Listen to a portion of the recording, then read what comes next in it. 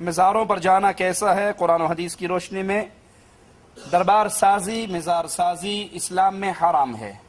پکی قبر بنانا حرام ہے، قبروں پہ قبے بنانا حرام ہے، قبروں پہ عرس لگانا حرام ہے، قبروں پہ میلے لگانا حرام ہے، قبروں پہ بیٹھنا حرام ہے، قبروں پہ لکھنا حرام ہے، چادریں چڑھانا حرام ہے۔ کہ ہم لوگ اولیاء اللہ کی مزارات پہ جاتے ہیں، اولیاء اللہ کے بزرگان دین کی مزاروں پہ جاتے ہیں اور وہاں جا کر دعائیں کرتے ہیں اللہ سے، تو یہ دیوبندی وہابی ناجائز، حرام، شرک و بدعت اور قبر پجاری کے لقب دیتے ہیں، قبر پجاری کے لقب دیتے ہیں اور سوال کرتے ہیں کہ بھئی اولیاء اللہ کی مزاروں پہ جا کر تمہیں کیا حاصل ہوتا ہے؟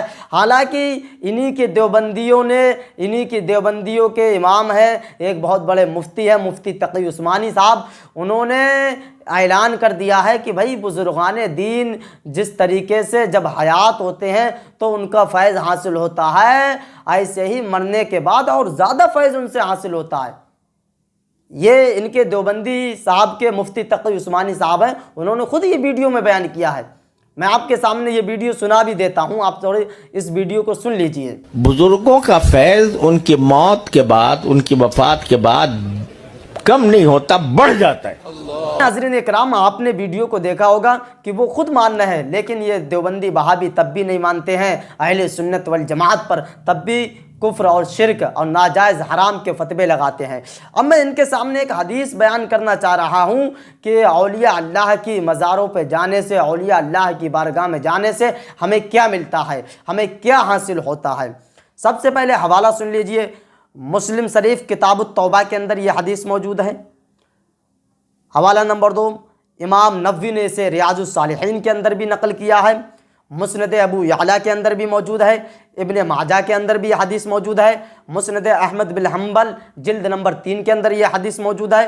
اس کے علاوہ مصنف ابن ابی شیبہ کے اندر موجود ہے، اور امام ابو نعیم نے اس کو حلیۃ الاولیاء کے اندر بھی نقل کیا ہے، اور طبقات کبریٰ کے اندر بھی موجود ہے۔ امام ابن عساکر نے تاریخ دمشق کے اندر بھی اس کو نقل کیا ہے، اور امام ذہبی نے بھی اس کو نقل کیا ہے۔ یہ اتنی کتابوں کے اندر یہ حدیث موجود ہے۔ اب وہ حدیث کیا ہے؟ بہت مشہور و معروف حدیث ہے۔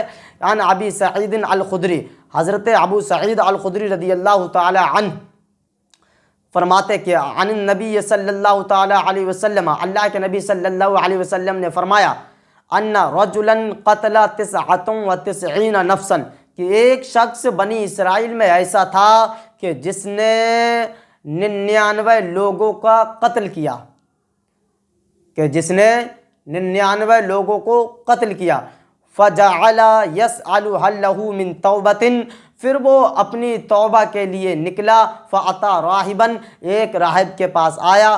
فسأله فقال لیست لکا، اس نے اس راہب سے پوچھا کہ بھائی کیا میرے لیے توبہ ہے؟ میں نے 99 لوگوں کو قتل کر چکا ہوں، 99 جانوں کو میں موت کے گھاٹ اتار چکا ہوں، کیا میرے لیے کوئی توبہ ہے؟ فقال لیست لکا توبۃ، تو اس راہب نے کہہ دیا کہ بھائی تیرے لیے کوئی توبہ نہیں ہے، تو نے 99 لوگوں کا قتل کر چکا ہے تو لہٰذا تیری لیے بخشش نہیں ہے۔ حدیث کے الفاظ ہے فقتل الراہب، تو اس نے اس راہب کو بھی قتل کر دیا، اس راہب کو بھی قتل کر دیا۔ ثم جعل يسأل ثم خرج من قریۃ الی قریہ، پھر توبہ کی ہی جستجو میں ایک اس بستی سے نکل کر دوسری بستی کی جانب پہنچا۔ فیہا قوم صالحون، جس بستی میں اولیاء اللہ رہتے تھے، اللہ کے نیک بندے رہتے تھے، اللہ کے ولی رہتے تھے، اس بستی کی جانب پہنچا، وہ اس بستی کی طرف گیا۔ اور یہ حدیث ہمیں بتا رہی ہے، مسلم بخاری ان کی یہ حدیث ہے، یہ حدیث بتا رہی ہے۔